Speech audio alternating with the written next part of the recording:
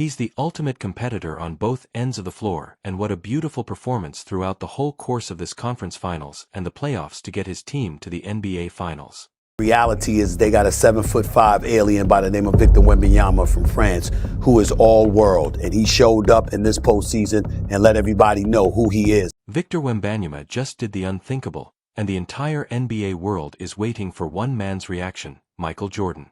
According to league insiders and past comments from MJ's inner circle, his airness has been watching the alien very closely.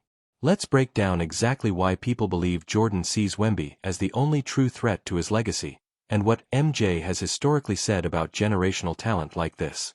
Stick around, I'm about to blow your mind and show you why I think Wembanyama is the greatest player since Jordan, and I have some stats that prove it. We need to stop pretending that this is just another great young player having a good run. What Victor Wembanyama did to the Oklahoma City Thunder in this series transcends modern basketball. If you look at the raw numbers, the historical context, and the sheer psychological dominance he imposed on the defending champions, there is only one conclusion to draw. Victor Wembanyama is the best player to step onto a basketball court since Michael Jordan. And frankly, he might even be ahead of MJ's schedule. Let me give you the actual numbers because they sound completely made up. For the entire Western Conference Finals, a 22-year-old kid averaged 27 points, 11 rebounds, 3 assists, 3 blocks, and 1 steal per game. He was officially named the Western Conference Finals MVP. To put that into historical perspective, let's look at the GOATs. Michael Jordan didn't reach his first NBA Finals until he was 28 years old. LeBron James carried the Cavaliers to the Finals at 22, but he got absolutely swept by a veteran Spurs team. Wembanyama just took a Spurs roster that won only 34 games last season, walked into the most hostile arena in sports, and dethroned the defending NBA champions in a Game 7. He didn't just survive the pressure, he became the pressure. This is exactly the type of dominance the legends of the game were warning us about when Victor Wembanyama first entered the league. But nobody wanted to listen. When a player is this undeniably special, the GOAT himself, Michael Jordan is paying very close attention, just as he historically has with every generational talent that threatens the history books. If he plays to his capability, it's over.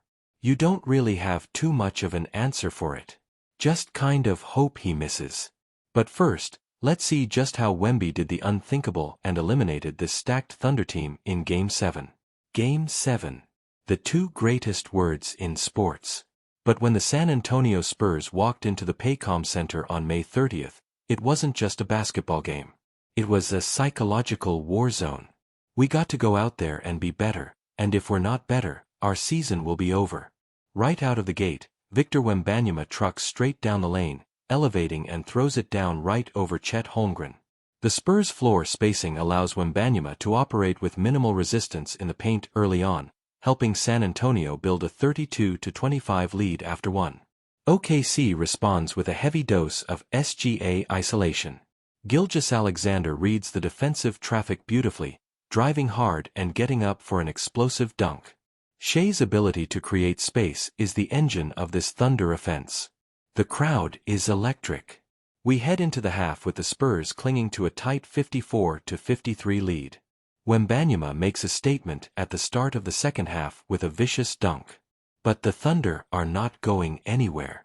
Alex Caruso drains a huge three-pointer to tie the game. But Gilgeous-Alexander is putting on an absolute masterclass in shot creation. He drives, uses his footwork to lose Wembanyama, and drills the jumper. Then Wemby decided to turn into Steph Curry for a second. This is where San Antonio's tactical adjustments pay off. The Spurs start finding Keldon Johnson on the perimeter, and he drills back-to-back corner threes to give San Antonio some breathing room. Defensively, the Spurs lock in. Isaiah Hartenstein goes up for what looks like a sure bucket, but Luke Kornet meets him at the apex and turns it away with a monumental block. OKC tries desperately to claw back, with Cason Wallace hitting clutch threes to cut it to a two-possession game. But San Antonio executes flawlessly down the stretch. A fast break ends with Devin Vassell slamming it home, shutting the door on the Thunder. Many records were broken this game. This was an absolutely historic night for NBA. He is the most exciting thing to happen to basketball. This dude is ridiculous. The NBA has been dead. LeBron James killed this league, team jumping, clout chasing. Puts up 22, leads the Spurs to a win. What else can we say about the alien at this point now that he's led this team to the finals? I mean, Wemby is the best thing that happened to the NBA since LeBron James in 2003. Real talk. And he checked all the boxes. Number 1, he's box office, so he's going to put butts in the seats. He's the ultimate competitor on both ends of the floor. Realizing that some part of a childhood dream is going to come true, even though we're still hungry with one more, this feeling is, I can't explain it. It's so powerful. You are the finals MVP of the Western Conference. What does it mean for all of those things to come together in one series for you? This doesn't mean anything but the fact that we're a team. We got that together in infamy for all of us and for all the fans right here. If you really want to understand why the league is panicking, we have to do a direct comparison between Michael Jordan's first ever playoff run and Victor Wembanyama's first playoff run. This is crucial to understand what Jordan had to say about Wemby, because when you put the numbers side by side, it is actually terrifying. Because he has a chance to be the greatest player of all time. I agree. And truly a talent we've probably never seen before and we never will again. But what he did in that game, my eyes are seeing something that I don't think I've seen before. That's 100%. I can't compare him to anybody for all of the years we've been watching basketball. I can't compare him to anybody.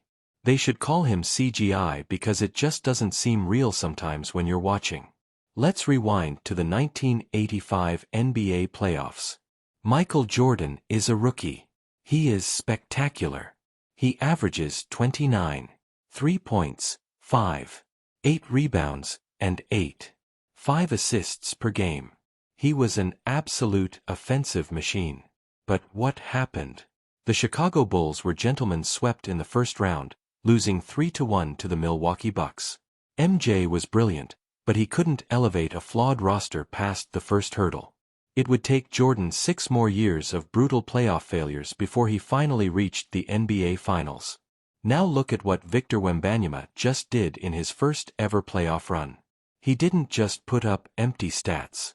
He averaged 27, 3 points, grabbed 10, 9 rebounds, and completely erased the paint with nearly 3 blocks a game. While Jordan's rookie playoff numbers were slightly higher in raw scoring, Wembanyama's overall impact numbers, the rebounding, the rim protection, the sheer defensive gravity are arguably even more imposing. But here is the real separator. Wembanyama didn't get bounced in the first round. He took a San Antonio Spurs franchise that won just 34 games the previous year and dragged them straight to the NBA Finals on his first try. He didn't need 6 years of playoff heartbreak to figure it out.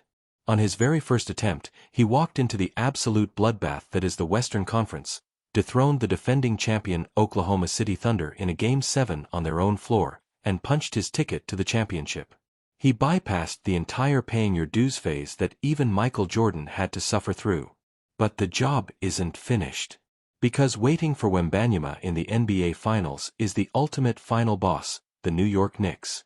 For the first time in 27 years, the Knicks have conquered the East and brought the NBA Finals back to the mecca of basketball, Madison Square Garden. You have the biggest, most ravenous sports market in the world.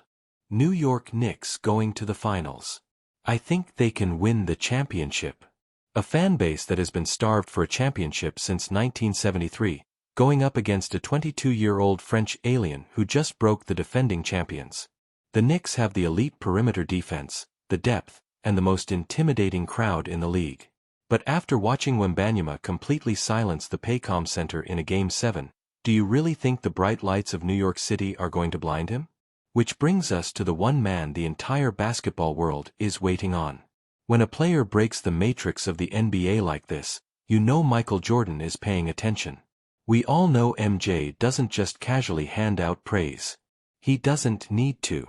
But according to league insiders and those in his circle, his airness has been watching the alien very closely since day one. Long before Wembanyama even stepped onto an NBA court, Jordan reportedly recognized that unbelievable generational potential. Michael Jordan has always had a legendary eye for true greatness. He knows what a real franchise-altering superstar looks like the second he sees one, and he knew early on that Wembanyama wasn't just a media hype train. He was a completely different breed. MJ knows exactly what it takes to carry a franchise to the promised land, and those around the league believe he sees that exact same championship DNA in Wembanyama right now. The alien hasn't just arrived. He's operating on a level that commands the respect of the greatest to ever do it. Playing with the joy, he got a little stronger. I feel like he's attacking. He wants to dunk everything around the rim now, and obviously he's gotten better with the handle. I'm just happy I retired.